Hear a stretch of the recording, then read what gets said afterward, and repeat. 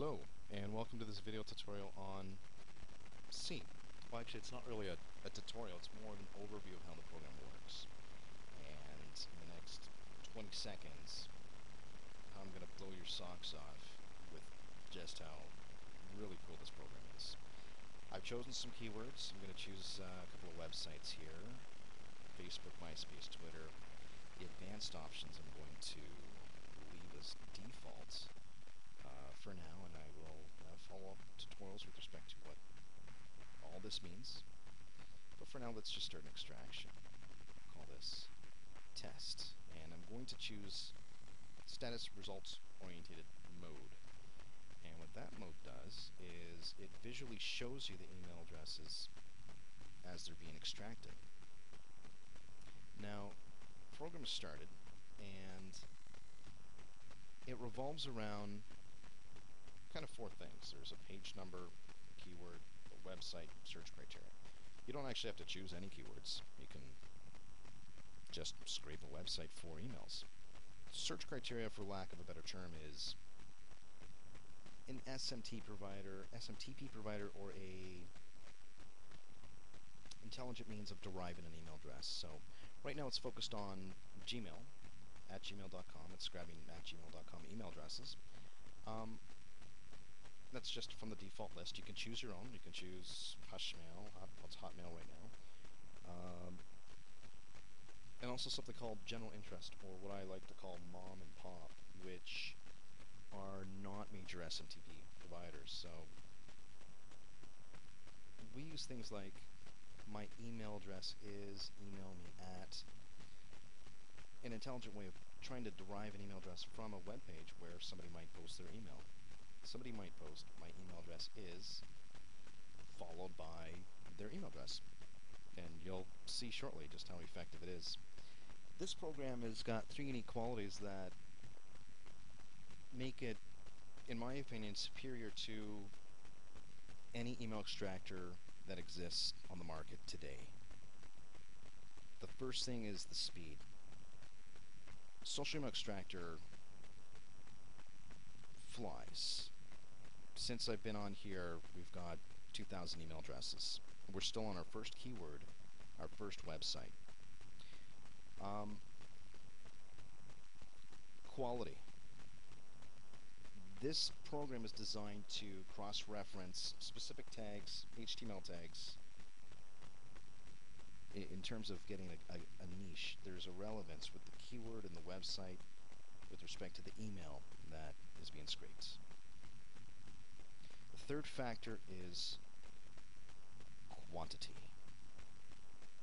Originally, this program was designed to extract 1 million email addresses in a session. I don't know of any program throughout the history of email extractors that was able to do that. I reduced that to 500,000 just because users were saying, well, I can't open these files, they're just huge, they're crazily huge files. I mean, when you're opening up literally a million lines in a text file, it's going to slow down your system. So that's the only reason why I reduced it to 500K, and even that is that's a big page. If you're an experienced user of C and you're watching this, I don't recommend you use SRO, status results oriented mode, because it does echo out a lot of all these emails on the right here. You're going to want to use optimization mode.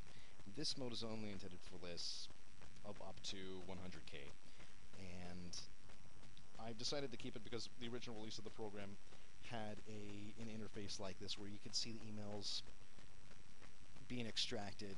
You could see the entire process basically with this mode. So it's kind of cool, and I've kept it.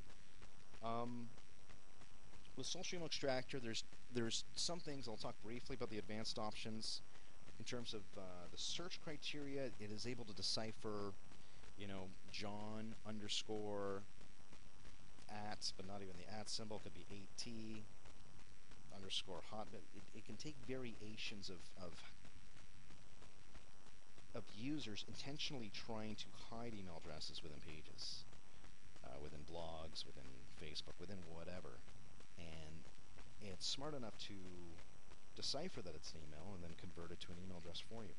If you want to go to the guide and look at search criteria, there's more intelligent search criteria, rather, because that's what it is. There's more information on that. So here we are in. I'm not too sure how much time we're in so far, but we've already got 6,000 emails, which is pretty nice. This program is about a year and a half old. It's more powerful than ever. There's a lot of different VPS servers that it connects to. There's a 302 access here that you might see pop up once in a while, but that doesn't affect the extraction process, as you can see. It's pretty robust in terms of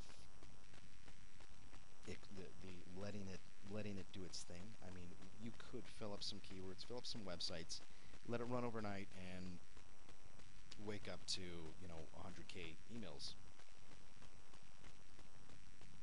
So here, my email is, and you can see it's generating a nice list of emails based on that. Some are Hotmail, some are mom and pop. There's one that's a mom and pop right there. When I say mom and pop, it's not a major SMTP provider. One thing I'll mention too is Social Email Extractor can focus on different countries. Now, there was a video tutorial specific to this, so I'm not even going to bother going into that, but it has a very unique way. I will say this. It has a very intelligent way of focusing on, in the example, I used Germany. So what you would do is grab SMTP providers from Germany, throw them in as your search criteria, because obviously Gmail, or in Canada we've got a provider called Rogers. Somebody from Germany is not going to have a @Rogers SMTP provider. So it makes sense, and it's a very logical conclusion that if somebody has a German SMT provider and they're scraping from Facebook, there's a pretty direct relevance that person is German and it's a Facebook user. So enough said. I think the video is justified itself here. We've got, well, the next 20 seconds we'll have 10,000 emails. So thank you for watching this. I hope this video tutorial, I hope this video overview did some justice in kind of visually displaying how powerful this program can be.